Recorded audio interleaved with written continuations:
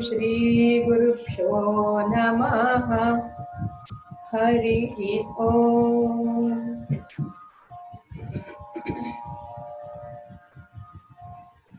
श्रुतिस्मृतिपुराणानाम् आलयं करुणालयं नमामि भगवत्पाद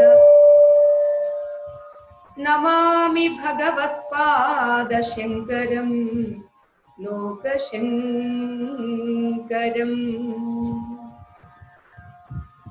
हरिः ओम्। प्रिय దివ్యాత్మ స్వరూపులారా, మీ అందరికీ ప్రశ్నోత్తరి సత్సంగానికి స్వాగతం. ఒక వ్యక్తి పుట్టాడు అంటే ఎందుకు పుట్టాడు, ఆ పుట్టుని యొక్క సార్థకత ఏమిటి అనేది తెలిసిన నాడే ఆ పుట్టుకకు విలువ ఉంది. ఒక పాట ఎప్పుడో విన్నట్టుగా గుర్తుంది, పుట్టినరోజు పండుగే అందరికీ, మరి పుట్టినది ఎందుకో తెలిసేది కొందరికే అని. అంచేత అది కొందరికే తెలుస్తుంది. కనీసం ఆ తెలిసిన కొందరిలో నేను ఎందుకు పుట్టాను, అసలు నేను పుట్టానా, ఏది పుట్టింది అని మనం ప్రశ్నించుకున్నప్పుడు దాని విలువ మనకి తెలుస్తుంది. అలాగే రెండవ ప్రశ్న ఏం వేశారని అనుకున్నాము, కోవా మృత, ఎవడు మరణించినవాడు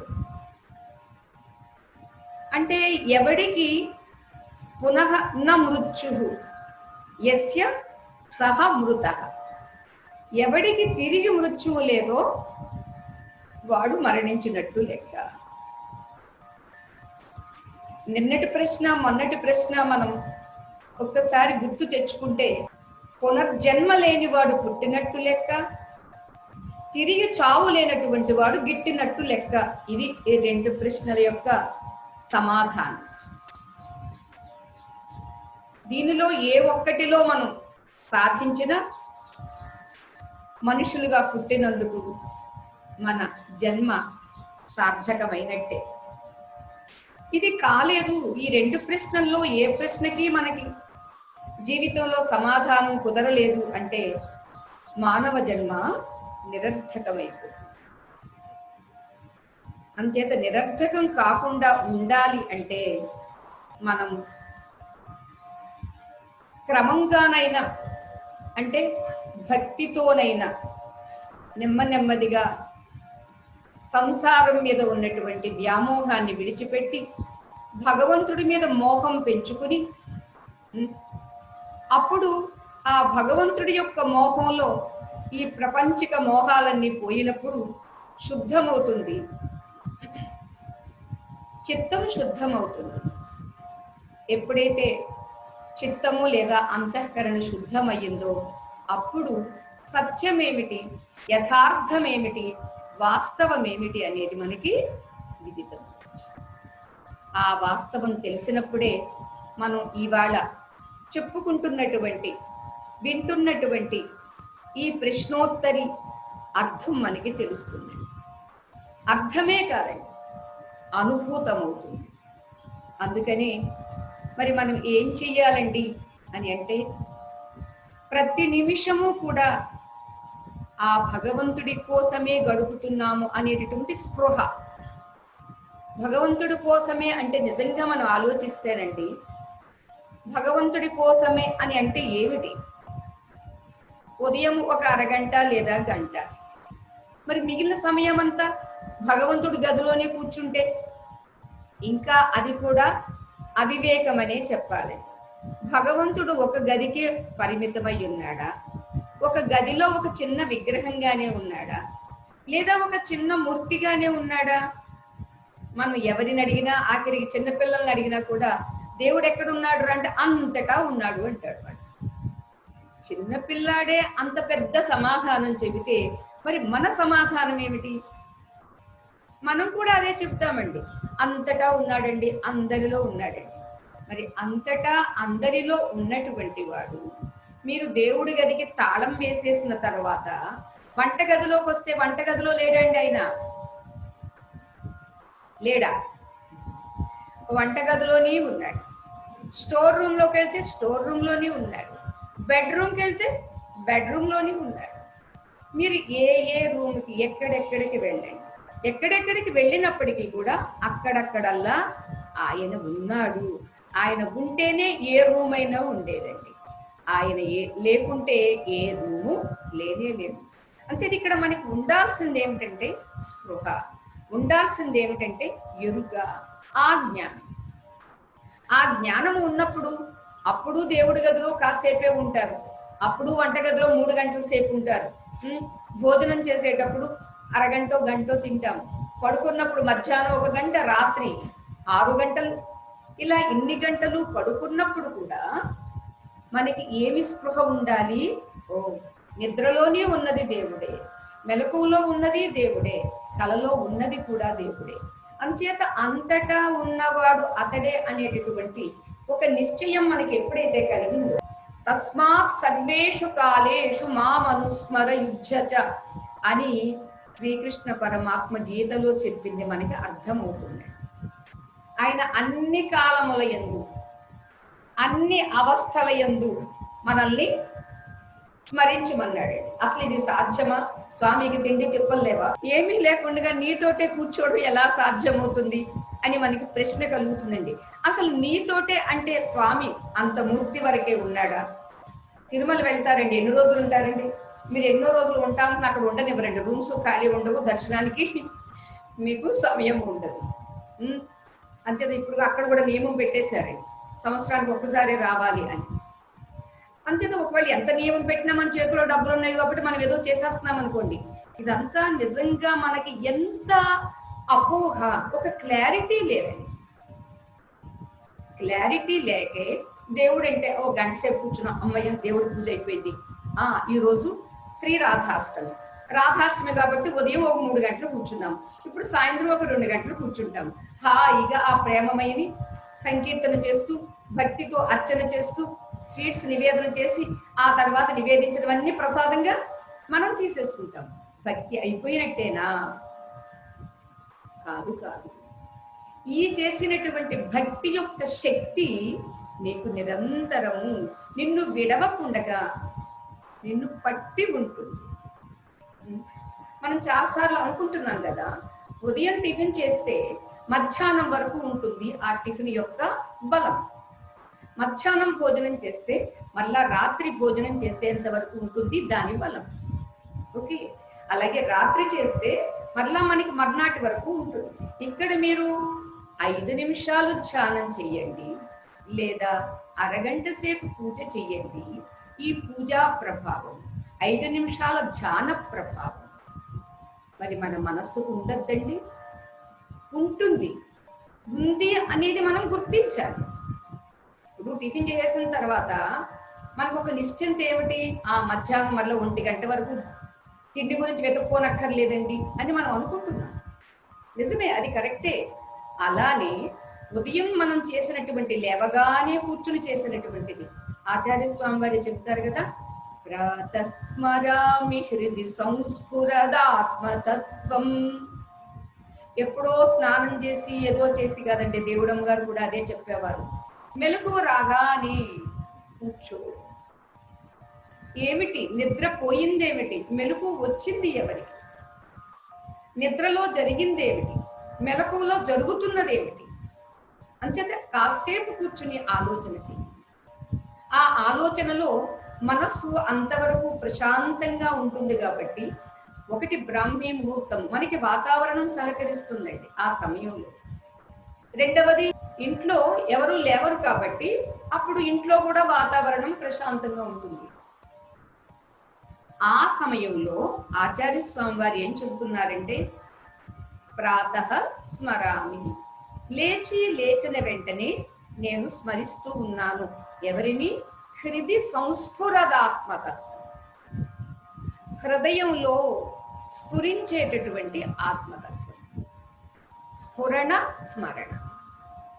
స్ఫురణ మనకు అప్రయత్నంగా వచ్చింది అంటాను చూడండి, అది స్ఫురణ. స్మరణ ఏమిటి? ప్రయత్నం ఉంటుంది. స్మరణలో ప్రయత్నం ఉంది, స్ఫురణలో ప్రయత్నం లేదు. అంచేత ఆచార్య స్వామి వారు అంటారు, హృదయంలో స్ఫురించేటటువంటి ఆత్మతత్వాన్ని నేను స్మరిస్తాను. అది ఎలాంటిది? ఆ ఆత్మతత్వము సచ్చిత్ సుఖం. అది సత్యము, జ్ఞానము, ఆనందం. సుఖం అంటే ఆనందం. అంటే సచ్చిత్ సుఖ స్వరూపమైనటువంటి ఆ తత్వాన్ని ఉదయం లేవగానే స్మరిస్తాను. సచ్చిత్ సుఖం పరమహంస గతిం తురీయం. పరమహంసలందరికీ గతిగా, లక్ష్యంగా ఉన్నటువంటిది. చెప్పుకున్నామే, మన శ్వాస గమనం చేస్తుంది అంటే ఇది హంస. ఈ హంస కాస్త నెమ్మదిగా శ్రవణం చేస్తుంటేను, జపం చేస్తుంటేను, ధ్యానం చేస్తూ ఉంటేను ఏమవుతుంది? ఈ జీవహంస కాస్త నెమ్మదిగా జీవత్వాన్ని విడిచిపెట్టి రాజహంస అవుతుంది. రాజహంసగా చినట్టి రమ్యమైన పప్పుచారు. ఇలా రాజహంసగా మారినటువంటి ఈ సాధకుడు తన స్వరూపము పరమహంస అని గుర్తిస్తారు. పరమహంసలైతే గాని పట్టుకొనరు దీని గుట్టు. అందుచేత ఉదయం లేవగానే చేసినటువంటి ఆ స్ఫురణలో అదే స్ఫురణని మనం ఒకే ఒక్కసారి, దీన్ని కన్ఫర్మేషన్ అంటామండి ఇంగ్లీష్లో. ఒక నిర్ణయానికి వచ్చేస్తే ఆ నిర్ణయంలో నిరంతరము స్మరించిన వాళ్ళం అవుతారు. ఆ నిరంతర స్మరణలో మనకి తిరిగి పుట్టాల్సిన అవసరం లేదు అని తెలుస్తుంది. అంతేకాదు, తిరిగి చావు లేదు అని కూడా తెలుస్తుంది. స్ఫురణకి స్మరణకి కొద్ది వివరణ ఇచ్చుకుని ముందుకు వెళదాం. స్మరణలో మీ తాతగారు ఎలా ఉండేవారు? ఆ మీసాలు, ఆ తలపాగా, ఆ టీవీ, ఆ గాంభీర్యత, ఆ పర్సనాలిటీ, ఓ చాలా బాగుండేది అని అన్నప్పుడు దాన్ని తలుచుకోవడం ప్రయత్నం అన్నమాట, స్మరణ. ఇక స్ఫురణ ఉన్నది చూడండి. అప్రయత్నంగా మీకు మీ ఫ్రెండ్ ఎవరో గుర్తొచ్చారు. అప్రయత్నంగా మీరు ఎప్పుడో అమెరికా వెళ్ళినప్పుడు అక్కడ ఏదో చూసినటువంటి ఆ దృశ్యం గుర్తొచ్చింది. ఇది స్ఫురణ. ఇక్కడ ఆత్మ అనేటటువంటి దాని గురించి ప్రయత్నం అవసరం లేదండి. ఆత్మ అనేది సహజంగా స్ఫురిస్తూనే ఉంటుంది. అక్కడ ప్రయత్నం లేదు. అంచేత అలా స్ఫురించేటటువంటి ఆత్మతత్వాన్ని అనుసంధానం చెయ్యడం ద్వారా నీవు వంట చేస్తున్నా, పని చేస్తున్నా, ఎస్, ఆత్మనే నేను, అనాత్మ అయిన ఈ దేహాన్ని నేను కాదు అని తెలుస్తుంది. అది నిర్ణయం కాలేదనుకోండి, ఎలా ఉంటుంది అంటే, ఒక షావుకారు గారు చక్కగా మంచి గార్డెన్ తయారు చేశారు. రోజెస్, ఇక రకరకాల ఫ్లవర్స్ అంతా తయారైన తర్వాత ఒకరోజు అనుకోకుండా ఒక ఆవు దానిలో ప్రవేశించి మొక్కలన్నింటినీ విధ్వంసం చేసింది. చేసేసరికి కొడదామని చూస్తే ఎవరో కుర్రాళ్ళు లేరు. ఆ సమయంలో ఆయనే ఆ దగ్గర ఉన్నటువంటి ఒక కర్ర తీసి విసిరాడు. కర్ర తీసి విసిరేసరికి ఏమైందంటే పాపం దానికి తగలకూడని చోట తగిలి అది ప్రాణాలు విడిచిపెట్టింది. చూశాడు, ఆ సమయంలో ఎవరూ లేరు. అరే, ఆవు చచ్చిపోయింది, గోహత్య మహాపాపం, మహాదోషం, ఎలా ఏమిటి అని అనుకుని వెంటనే ఆయన ఏమనుకున్నాడో తెలుసండి? ఈ చేతితో కదా నేను కర్రను తీసుకొట్టాను, ఈ చేతికి అధిష్టానం ఇంద్రుడు కదా, అంచేత ఈ పాపము ఎవరికి వెళుతుంది అంటే ఇంద్రుడికి వెళుతుంది, నాకెందుకు, నేనెందుకు అనుకున్నాడు. ఓకే, నిజంగా దానిలో మనం నిలిచి ఉంటే ఇంద్రుడికే వెళుతుందండి.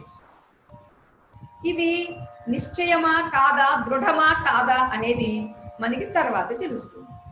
సరే, ఎప్పుడైతే ఈ విషయం ఇంద్రుడు ఎక్కడో ఉన్నప్పటికీ మన ఇంద్రియాలకు అధిష్టానంగా ఉంటున్నాడు కాబట్టి, దేవత అంటేనే ప్రకాశ స్వరూపంగా ఉండేవాళ్ళు దేవతలే. అంతేత ప్రకాశంగా ఉన్నటువంటి అతడికి ఇతడి భావం తెలిసింది. ఓకే, ఇతడు నిజంగా అంతటి స్థితివంతుడా కాదా చూద్దాము అని బ్రాహ్మణుడు, ఎవరు, ఇంద్రుడు, బ్రాహ్మణ వేషం వేసుకుని ఇదే సేటు గారి దగ్గరికి వచ్చాడు. వస్తే సరే వచ్చాడు కదా బ్రాహ్మడు, ఆయన ఆదరించారు. అయ్యా చూడండి ఈ తోట ఎలా ఉందండి అంటే, అబ్బా చాలా బాగుందండి, ఎక్కడెక్కడి నుంచి తెచ్చారండి ఈ మొక్కలు అవని అంటే, ఫలానా ఫలానా నర్సరీ నుంచి తెచ్చాను, వేశాను, ఎంత శ్రమ అయ్యింది అనుకున్నారు, ఎంత కష్టమైంది అనుకున్నారు, కానీ చూడండి ఏ పార్కులో కూడా ఉండదు ఎంత అందంగా నా ఈ తోట ఎంత బాగుంది.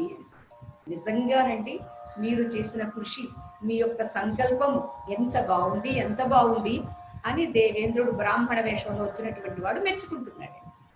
మెచ్చుకున్న తర్వాత ఆయనకి లోపలికి పిలిచి పండు తాంబూలం ఇస్తూ ఉంటే అప్పుడు అడుగుతారండి, అయ్యా ఈ తాంబూలం ఇస్తున్నది ఎవరు అని అడిగాడండి ఆ బ్రాహ్మణుడు. అంటే అప్పుడు షావుకారు అన్నాడండి, ఎవరు అంటారేమిటండి, ఎదురుగా నేనే కదా మీకు ఇస్తున్నాను, అంచేత నేనే ఇస్తున్నాను మీకు, తుభ్యం దదామి, నేను ఇస్తున్నాను మీరు పుచ్చుకోండి అని అనేసరికి ఆ చెయ్యిని గట్టిగా పట్టుకునండి ఆ బ్రాహ్మణుడు.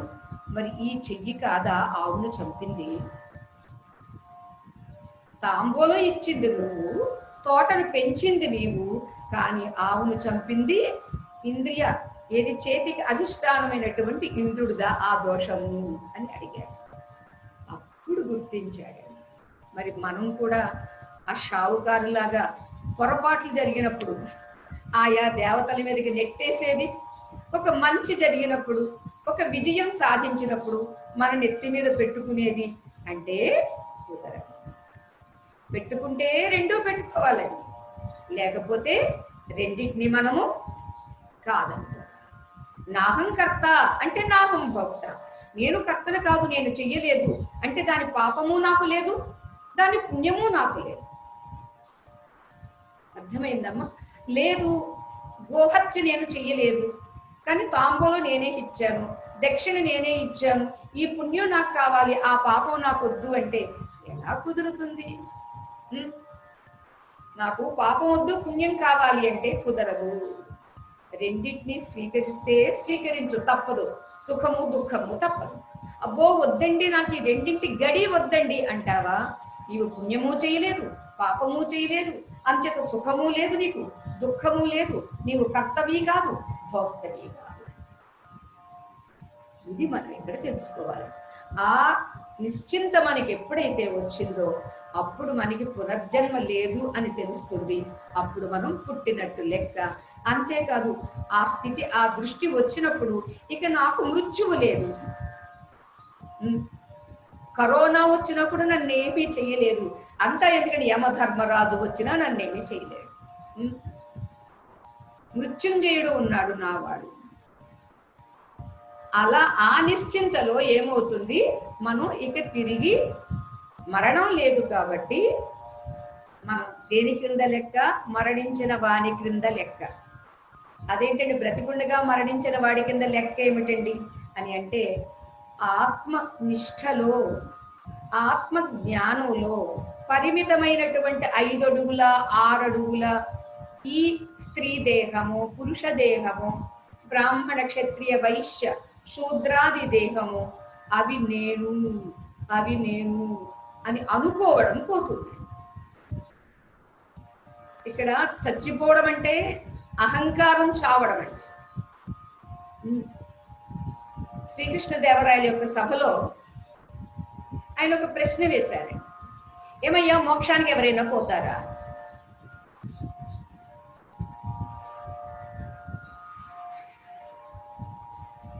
మోక్షానికి ఎవరైనా పోతారంటే ఎవరిని అడిగినా ఆ సభలో ఉన్నటువంటి పండితులందరూ చెప్పడానికి చాలా భయపడుతున్నారండి. అంటే నేను మోక్షానికి పోతామంటే పోయి చూడు అంటారేమో, అసలు మోక్షం అంటే ఏమిటి దానికి వివరణే ఇవ్వలేము. మహారాజు గారి ప్రశ్న వేశారు, దీనికి సమాధానం ఎలా అని పాపం వాళ్ళల్లో వాళ్ళు తర్జన భర్జన చేసుకుంటున్నారు.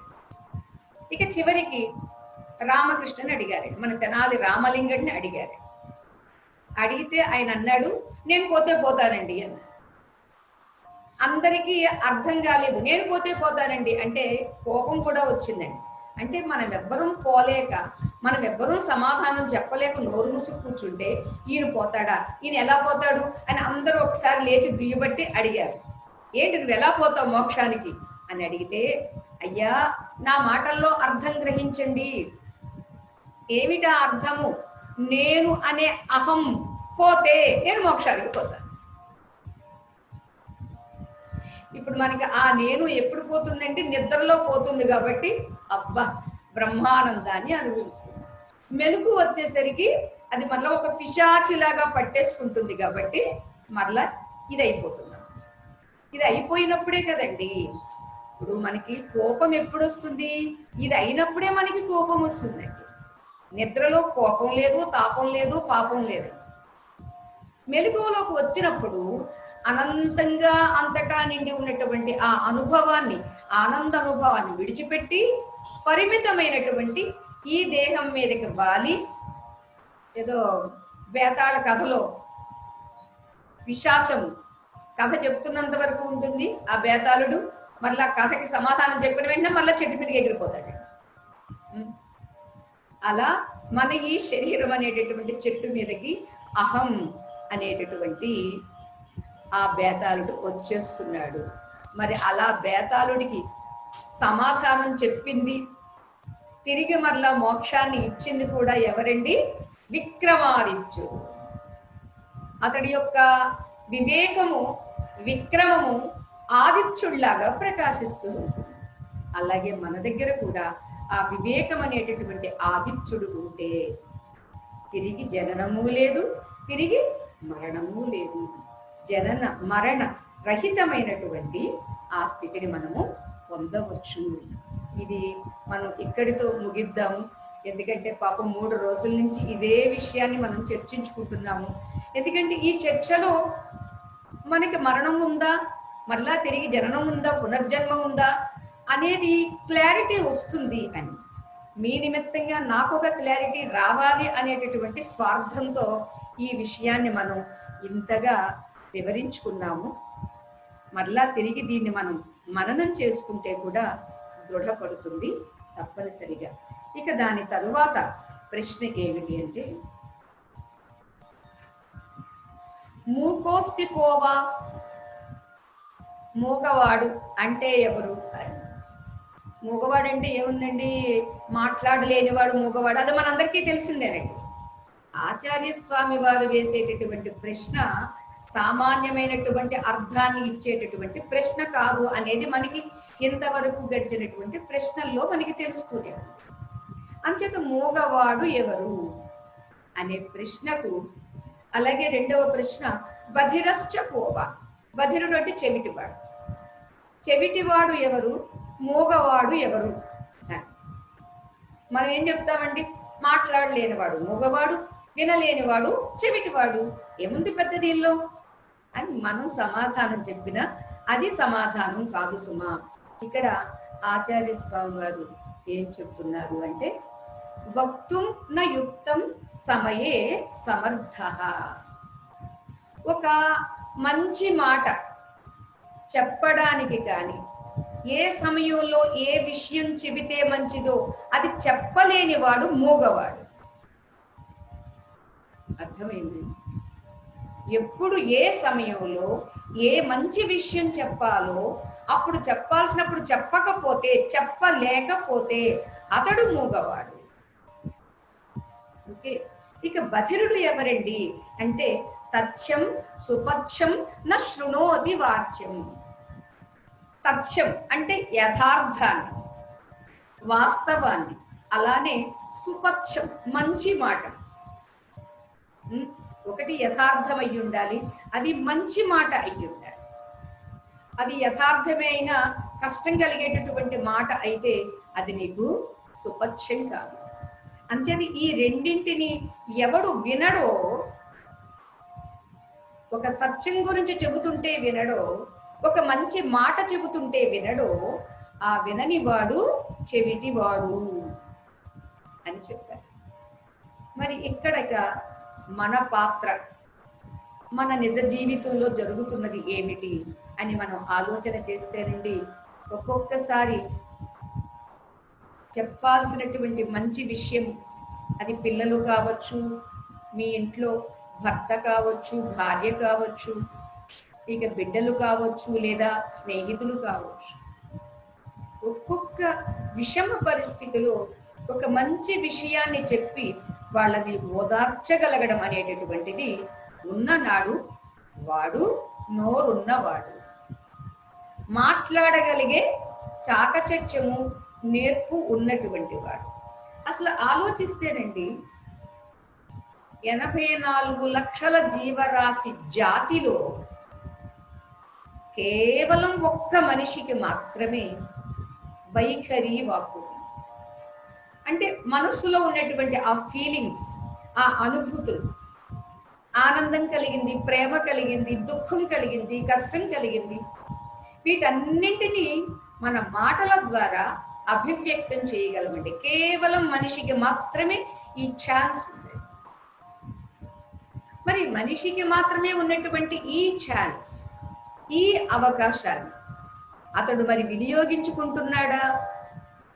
వినియోగించుకుంటేనే అతడు మాట్లాడగలిగిన వాడు, మాటలు ఉన్నవాడు. లేదు, వినియోగించుకోలేదు, మాటలు ఉడిగినవాడు.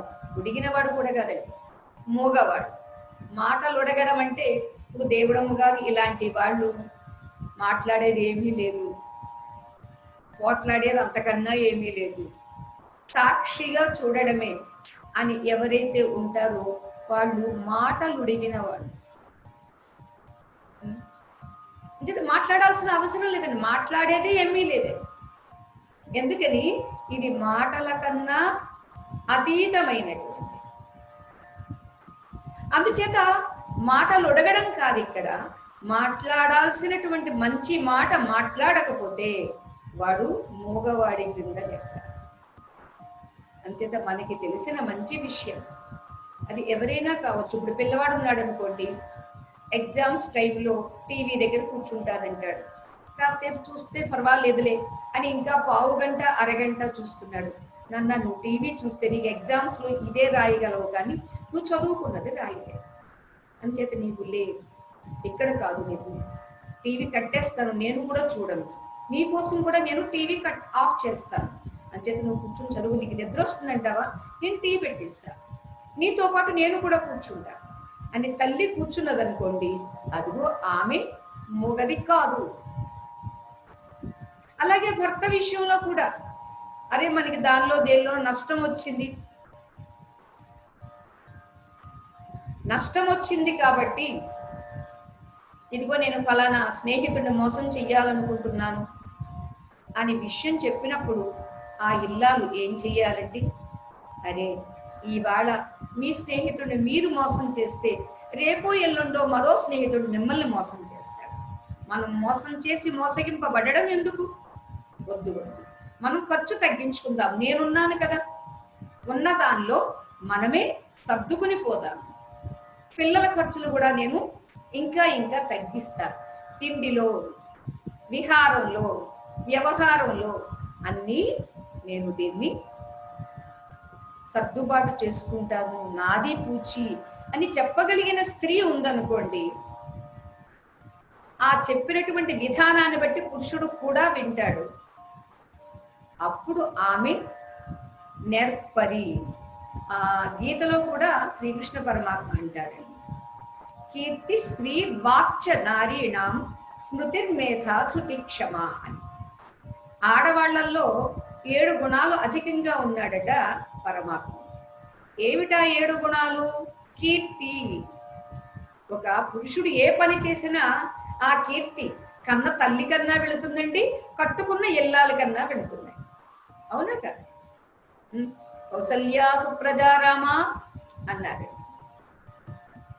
అంచేత వాళ్ళు ఎంతటికి సాధించినప్పుడు, ఛత్రపతి శివాజీ తల్లి జిజియాబాయి అండి, ఆ పిల్లాడిని గర్భంలో మోసేటప్పుడు కూడా ఆమె కత్తి సాము చేసింది, గుర్రపు స్వారీ చేసింది. ఎందుకని? నాకు పుట్టేటటువంటి బిడ్డ నా దేశాన్ని రక్షించేవాడయ్యాడు, అంతే తప్ప భక్షించేవాడు మాత్రమే కాదు. ఇలా ఎంతమంది అలాంటి నిర్ణయాలు తీసుకుంటారండి? మరి అంతటి కీర్తి తల్లికి దక్కింది. రామచంద్రుడు కూడా అంత గొప్పవాడు అని చెప్పినప్పుడు తల్లులకి వెళుతుంది, వెంట సీతమ్మ తల్లి వెళ్ళింది. రావణ వధ జరిగింది అంటే ఎవరి వల్ల జరిగిందండి? సీతమ్మ వల్ల జరిగింది. అంచేది ఈ కీర్తంతా ఎవరికి వెళుతుందండి? స్త్రీకి వెళుతుంది. అంతేకాదు కీర్తి శ్రీహి, ఆడపిల్ల పుట్టిందంటే ఏం పుట్టినట్టుకంటే లక్ష్మీదేవి పుట్టింది.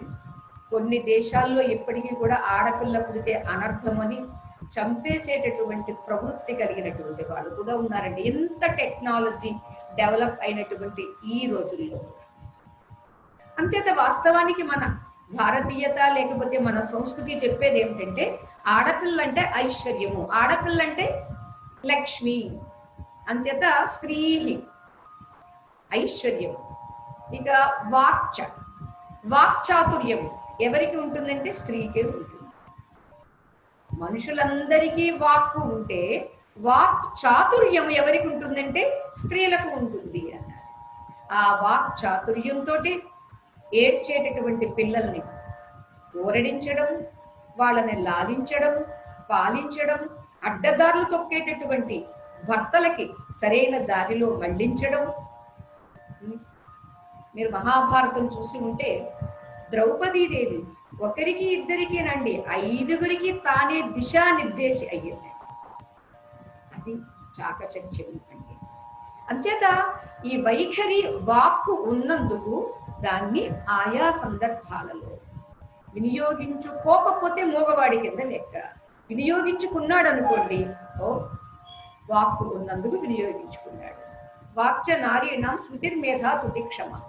జ్ఞాపక శక్తిలో కానీ, మేధస్సులో కానీ, ధృతి ధైర్యంలో కానీ, క్షమా సహనంలో కానీ అని అంటూ ఈ 7 లక్షణాలు ఆడవాళ్లలో అధికంగా ఉన్నాను అన్నాడు శ్రీకృష్ణ పరమాత్మ.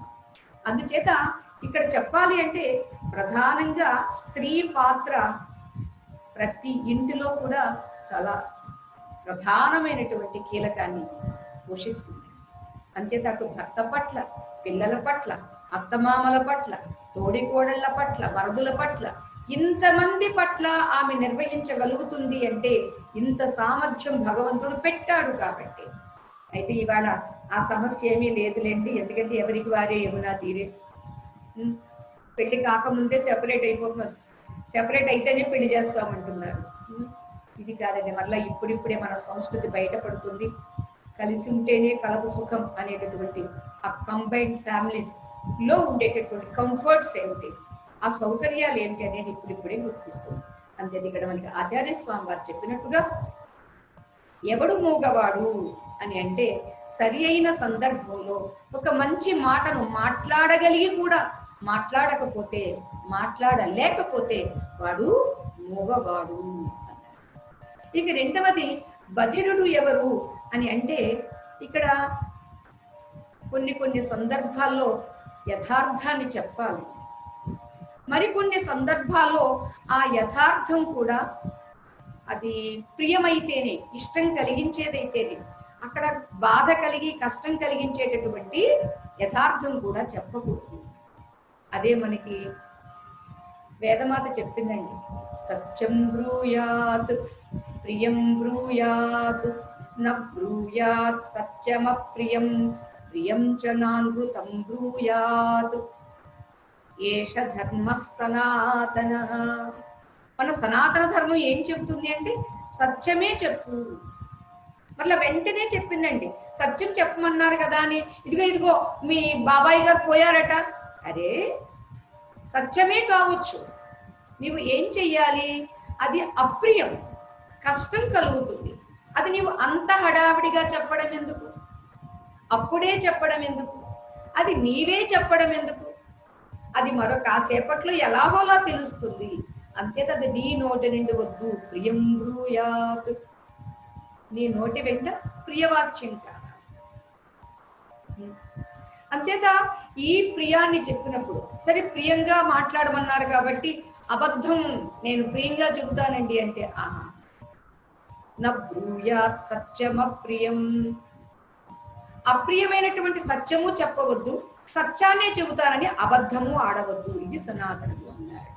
అందుచేత సరైన సమయంలో ఎవరైతే మంచి వాక్యాన్ని వినరో, మంచి వాక్యాన్ని సరైన సందర్భంలో సత్యాన్ని విందాము అనేటటువంటి జ్ఞానము ఉండదో, జిజ్ఞాస ఉండదో, వాడు బధిరుడు అంటే చెవిటివాడు.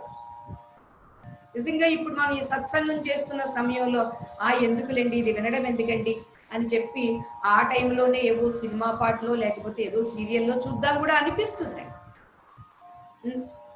మరి అప్పుడు ఆచార్య స్వామి వారు చెప్పినట్టుగా ఏమి లెక్క వస్తుందండి? వినగలిగే చెవులు ఉండి కూడా మనకి ఇది పథ్యం కదండి, సుపథ్యం. మన మనస్సుకి ఎంత చక్కని పథ్యం అండి ఈ సత్సంగం అనేటటువంటిది.